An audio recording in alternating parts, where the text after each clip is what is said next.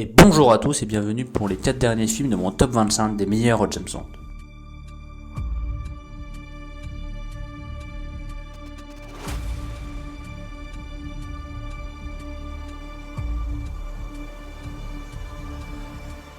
En dernière position, rien que pour lui. Le résumé. Une borne sous-marine très importante pour l'armée anglaise a été volée. James Bond est alors chargé de la récupérer. Bon déjà, parlons des points positifs. Le film respecte sa promesse, la première partie très impressionnante, nous propose une superbe poursuite en 2CV en Italie et une autre en ski de la neige et sur une piste de bobsleigh tout simplement à couper le souffle. Roger Moore est comme à son habitude flegmatique et remplit parfaitement son rôle. L'escalade des Dolomites est elle aussi assez fantastique, la musique de Bill Conti est très inspirée et le thème chanté franchement pas mal. Maintenant, abordons les points négatifs qui sont nettement plus conséquents. Le scénario est parfaitement inintéressant et ennuyeux, il nous propose un twist très classique. Toute la deuxième partie est longue et plate. La scène d'introduction est ridicule et inutile. Le méchant n'est ni original ni effrayant. Carole Bouquet en James Bond Girl est inexpressive et joue vraiment mal. Bibi Dahl, même si elle est charmante et inutile, est stéréotypée. Les batailles sont peu impressionnantes, les dialogues sont faibles, le rythme est lent, la relation entre James Bond et Carole Bouquet est peu développée, la conclusion est peu inspirée, bref, c'est pas terrible.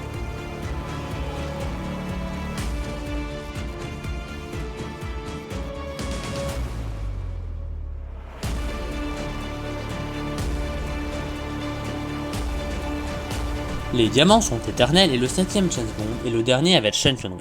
Cette fois-ci, James Bond travaille sur un cas de contrebande de diamants qui a en fait des ramifications beaucoup plus grandes que prévu et des conséquences mondiales. Déjà, le scénario est assez simple, il commence dans la même lignée que le roman. Hélas, il se perd totalement en cours de route, à la fin la contrebande de diamants est bien loin. Du côté des personnages, James Bond a un peu vieilli, mais a toujours le même charme sous le trait de Sean Connery. Le méchant est bien interprété. Jill St. John, jouant Tiffany Chase, passe d'un jeu d'acteur passable à lamentable dans les scènes avec des effets spéciaux. A l'opposé, Mr. Wint et Mr. King sont deux personnages originaux, drôles et intéressants. Les effets spéciaux par contre sont assez ratés. Même ceux de On ne vit que deux fois qui avaient déjà assez mal vieilli sont meilleurs. La bande son est assez classique, on remarquera quand même des thèmes associés aux personnages plutôt réussis, et la musique thème de Shirley Bassey est bonne. Un film donc assez inégal.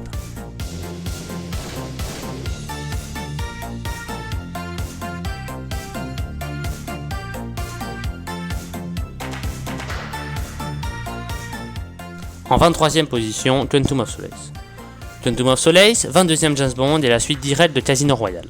James Bond écoute que sa fiancée Vesper Lynd appartenait en fait à une organisation criminelle et se met en tête de la démanteler, mais tout ne se passera pas comme prévu. Après Casino Royale, Quantum of Solace est une grosse déception. En effet, le film précédent était monté à un tel niveau qu'à côté, ce film fait piètre figure. Le scénario, fait pendant la grève des scénaristes, est assez faible. Le pitch est intéressant, mais tout le chemin fait pour arriver à la conclusion est assez désastreux. On avance de scène en scène sans trop savoir pourquoi, on change de ville sans beaucoup de raison et on se demande l'utilité de certains personnages, on passe d'une scène d'action à une autre, le film en étant bourré dû au manque de scénario. Mais hélas, autre gros point négatif, les scènes d'action, bien qu'assez impressionnantes, sont mal filmées. Le montage utilisant des plans très courts rend les scènes d'action confuses, certaines prises de vue, par contre, sont très intelligentes.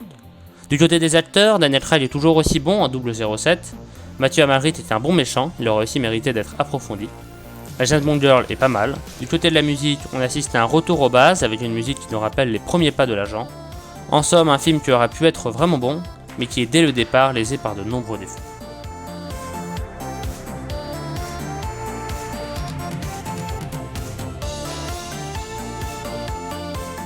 En 22ème position, L'homme au pistolet d'or. James Bond est convoqué par Scaramanga, un tueur professionnel, en duel. Parmi les points forts du film, il y a évidemment les acteurs. Roger Moore est toujours aussi bon en James Bond, Christopher Lee parfait en Scaramanga, ou Hervé Villechaize peut-être un peu ridicule, mais totalement à fond de leur rôle. Les cascades de voitures sont impressionnantes et très originales, la cascade de la voiture qui se retourne est juste incroyable. Le scénario est intéressant avec une montée jusqu'au combat final. Malgré tout cela, le film a certains gros défauts. Le ridicule est très présent, hélas avec notamment Nick Nack ou la voiture avion. La James Bond Girl est aussi nunuche et inutile que possible, son seul atout étant d'être jolie. De plus, le film essaie de ressembler à un film d'art martial, par certains aspects, avec des scènes de combat en arts martiaux ou une visite du patrimoine asiatique, mais échoue totalement à introduire correctement Bond dans cet univers très différent, d'ailleurs assez mal représenté et bourré de stéréotypes. La scène finale est elle heureusement palpitante avec du suspense. La musique thème est bien inspirée, contrairement à celle de John Barry, peu originale. En conclusion, un film qui tente de bien faire mais qui n'y arrive pas.